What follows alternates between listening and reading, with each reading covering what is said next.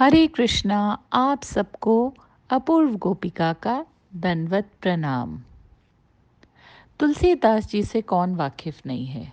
तुलसीदास रामायण जी के रचयिता, राम जी के परम भक्त, और परम भक्त जहाँ जहाँ भक्त हैं वहाँ वहाँ भगवान हैं। तो चलिए सुनते हैं तुलसीदास जी की एक कथा, जहाँ उन्हें श्री राम से मिलाने के लिए एक भूत ने मदद की थी। जी हाँ, आपने बिल्कुल ठीक सुना, एक भूत ने मदद की थी। घटना सत्य है और बड़ी रोचक है। ये तब की बात है जब तुलसीदास जी काशी में रहा करते थे और हर समय अपने भगवान का जप और कीर्तन किया करते थे।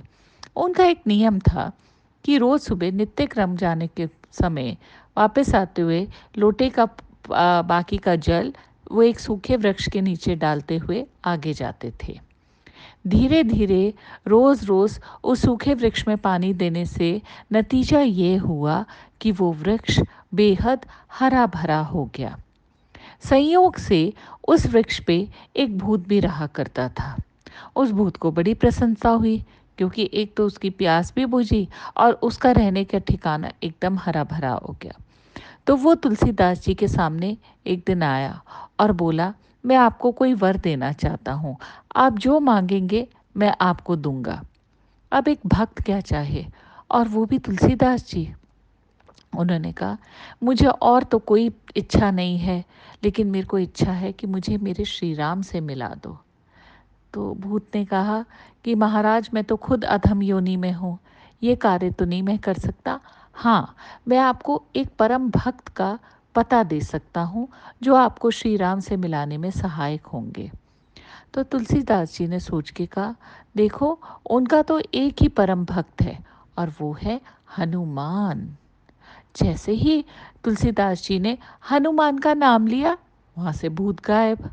तो वो तुलसीदास मुस्कुरा उठते हैं और बोलते, भूत पिचाश निकट नहीं आवे, महावीर जब नाम सुनावे। उन्हें आया ज्ञात हुआ कि हाँ, जब हनुमान जी का नाम लेते हैं तो भूत पिचाश निकट नहीं आते हैं। अब लेकिन कहते हैं, अब ये तो चला गया, अब मुझे उस भक्त का पता कौन बताएगा जो मुझे श्री राम जी से मिलाएगा। सोचते सोचते वो उदास हो जाते हैं कि अरे, मुझे क्या ज़रूरत थी हनुमान जी का नाम लेने की। 2 कदम आगे चलते उन्हें भूत फिर मिल जाता है। बोलते हैं कि तुलसीदास जी, आपने जिसका नाम लिया ना, वो तो आपने बिल्कुल ठीक किया, पर आप कृपा करके मेरे आगे नाम ना लेना, मुझे ना उनसे बेहद डर लगता है। तुलसी जी हंस पड़े, तो बोले, अच्छा ये तो बता, वो भक्त है कहाँ जो मेरे को मेरे श्री राम से मिलाएगा। तब उन्होंने कहा कि पूर्व दिशा पर रामायण का पाठ हो रहा है।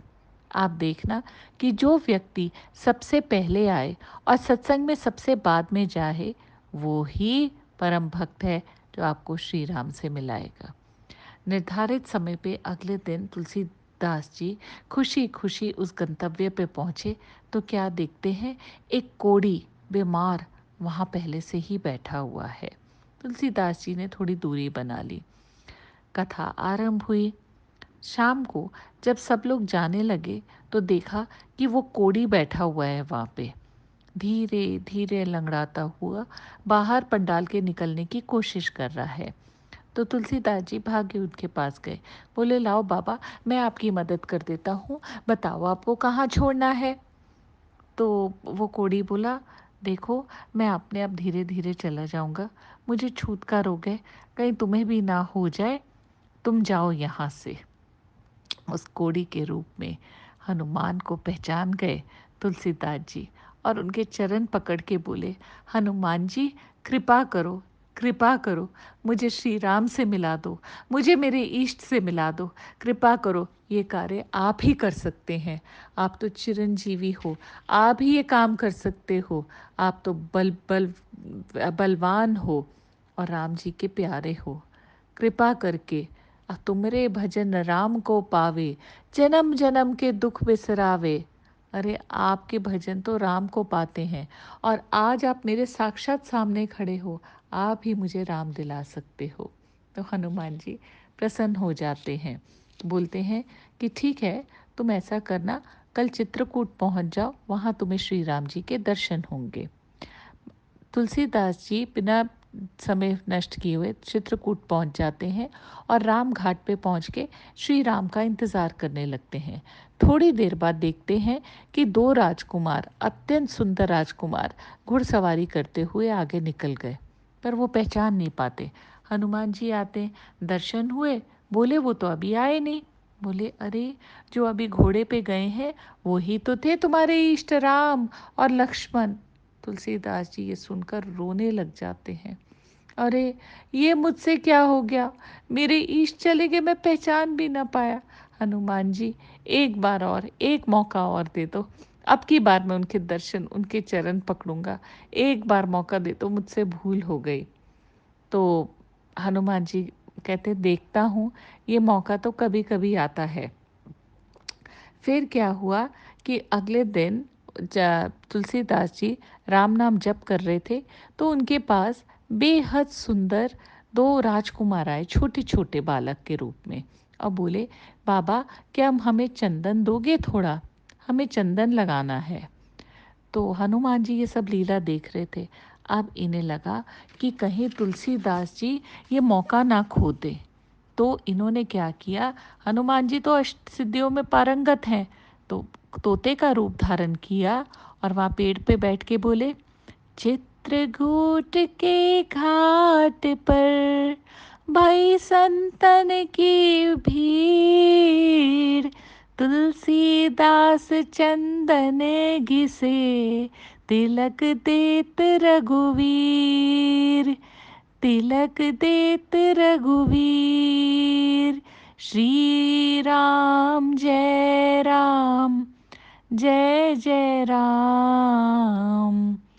जैसे ही तुलसीदास जी ने सुना, ये समझ गए कि ये दोनों बालक राम और लक्ष्मण हैं।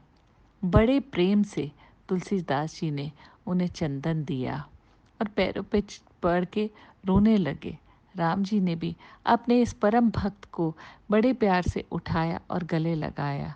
तुलसीदास की आंखों से तो आंसू ही ना रुके और हनुमान जी मुस्कुराते हुए भक्त और भगवान का ये मिलन देखते रहे। तो बड़े प्यार से रघुवीर जी ने तुलसीदास जी को भी चंदन का तिलक लगाया और हनुमान जी को भी लगाया और अंतर ध्यान हो गए। तुलसीदास जी ने अपने जीवन को सफल माना। तो देखो, जो सच्चा भक्त होता है तो उसको भगवान से मिलवाने के लिए कभी कभी भूत भी मदद कर देते हैं। पर आप सबको इस चीज़ की ज़रूरत नहीं है, आपको तो केवल जप की ज़रूरत है। जपते रहेंगे तो भगवान भागे भागे चले आएंगे। तो जपते रहिए और खुश रहिए। हरे कृष्णा कृष्णा कृष्णा हरे हरे, हरे राम राम राम हरे हरे।